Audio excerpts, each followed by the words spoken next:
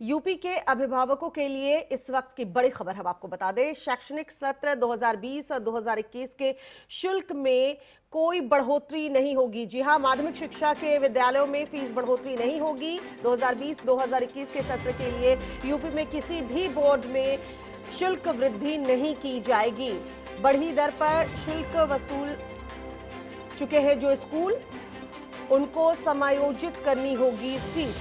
माध्यमिक शिक्षा विभाग ने अभिभावकों के हित में ये बड़ा फैसला लिया है। 2020-2021 के सत्र में शुल्क की बढ़ोतरी नहीं होगी।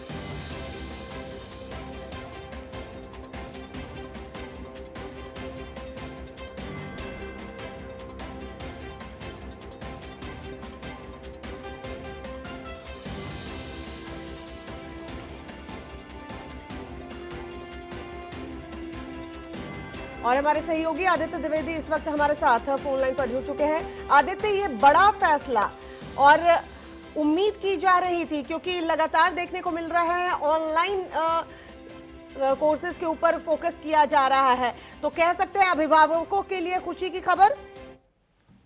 जी हाँ, बिल्कुल। इस बात की लगातार शिकायतें मिल रही थी कि सरकार के तमाम निर्देशों के बावजूद जिला जो भी विद्यालय थे, निजी विद्यालय, वो लगातार सरकार के आदेशों को अवहेलना कर रहे थे।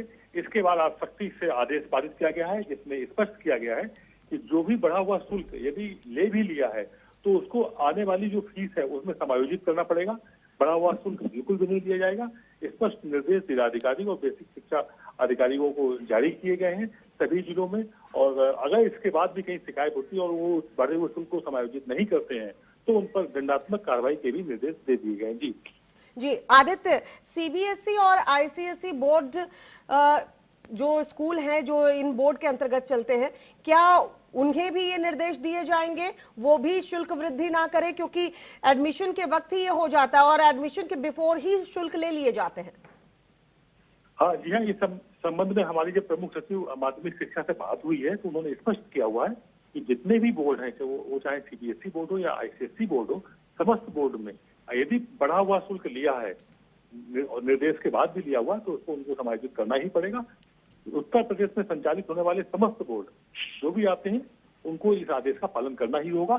जो भी बढ़ी हुई शुल्क लिया हुआ है उसको वापस करना होगा या समायोजित करना होगा। जी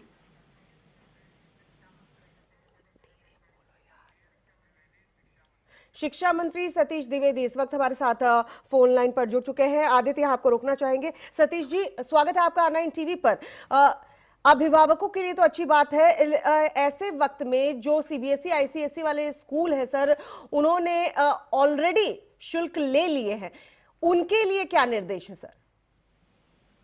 नहीं, बढ़ा हुआ शुल्क नहीं लिया होगा उन्होंने तो जब तक शुल्क बढ़ाने की अनुमति नहीं मिलती तब तक बढ़ा, वो पुराना जो शुल्क रहा होगा वो शुल्क लिया होगा। सामान्यतया जब सत्र जुलाई महीने से लोग शुल्क बढ़ाते हैं और अगर इस तरह का जब आदेश आ गया कि नहीं शुल्क बढ़ाना नहीं है इस साल, तो अगले पूरे साल बढ़ा हुआ शुल्क में कोई वृद्धि नहीं कर सकेंगे लोग।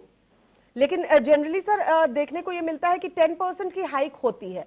अब क्योंकि राज्य सरकार की तरफ से आदेश पारित कर दिया है, ऐसे में स्कूल्स जो बोलते हैं, क्योंकि ये भी कहा जा रहा है कि आप वेतन दें, अब उन्हें वेतन भी देना है, शुल्क वृद्धि भी ना करें, तो उनके सामने भी इस वक्त संकट की स्थिति कैसे? नहीं, आखिर शुल्क तो ले ही रहे, शुल्क बढ़ाने से रोका गया है ना। शुल्क बढ़ाने से इसलिए रोका गया है कि जो बहुत सारे अभिभावक हैं, लोगों का बहुत दिनों से वो अपना काम नहीं कर पा रहे हैं, उनका व्यवसाय नहीं हो पा रहा है, तो ऐसे में इस संकट के समय में फिर फीस वृद्धि भी हो जाएगी तो उनको कठिनाई होगी। जो पुराना शुल्क है वो तो लोग लेंगे ही। शुल्क वृद्धि के लिए मना किया गया है कि हर साल जो शुल्क बढ़ता था वो ना, आप उस शुल्क को नहीं बढ़ाएंगे। हाँ, ये तो अच्छी बात है सर। ट्रांसपोर्टेशन को लेकर भी क्या, क्योंकि हाँ, ये तो माननीय मुख्यमंत्री जी का निर्देश बहुत पहले ही आ गया था कि जब तक स्कूल नहीं चल रहे हैं, तो इस पीरियड में जब स्कूल नहीं चल रहा है, बस नहीं चल रहा है, तो आप बस की फीस कैसे लेंगे।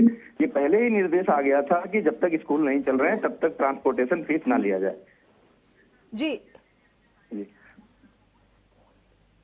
सतीश जी, तो ट्रांसपोर्टेशन को लेकर तो नहीं लिए जा रहे, लेकिन क्या अभिभावकों की शिकायत मिली थी, और जब ये निर्देश मिलेगा तो किस तरह का स्कूल का रुख होगा? क्योंकि सीबीएसई आईसीएसई बोर्ड के स्कूलों की बात कर ले तो वो तो राज्य सरकार के अंतर्गत नहीं आएंगी ये बोर्ड्स, उसके बाद भी क्या ये लागू होंगी उनके ऊपर?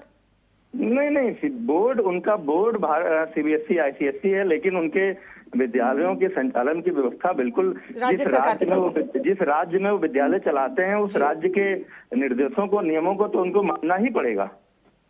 तो ये कह सकते हैं सर कि राहत भरी खबर है, क्योंकि जो सीबीएसई और आईसीएसई के स्टूडेंट्स हैं उनके अभिभावकों के लिए अच्छी खबर, अच्छी पहल सर। लगातार जिस तरीके से आप लोग हर एक पहलू को उठाकर देख रहे हैं कि किस तरीके से जनता को राहत मिले, वाकई इसमें एक सराहनीय कदम। बहुत बहुत शुक्रिया सतीश जी हमारे साथ जुड़ने के लिए।